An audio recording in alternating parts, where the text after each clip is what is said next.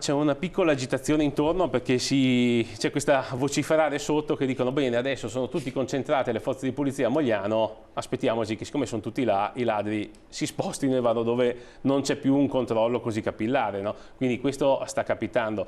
Ci si aspetta i classici 5-6 comuni nella vicinanza, quindi dal Casale Roncade, Carbonera, Silea, che è la classica passata che fanno. È nel gruppo di cittadini riunito nell'associazione Furti in Corso, nata da Cristian Demma, ex carabiniere attivo sul territorio anche con incontri nei comuni, che si possono scovare i primi indizi dell'escalation di furti e rapine che avrebbe atteso il territorio da lì a poco.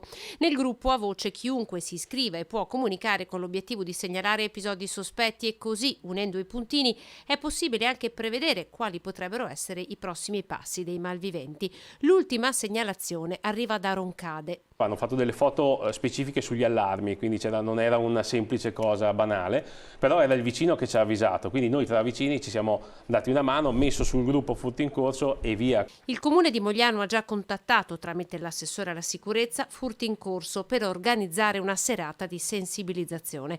Una chat di Facebook che oggi conta 400 iscritti che potrebbe collaborare attivamente con le chat di controllo del vicinato che contano solo a Mogliano altre 450 persone, nate queste in accordo con polizia e amministrazioni comunali per segnalare movimenti sospetti nei quartieri in cui operano.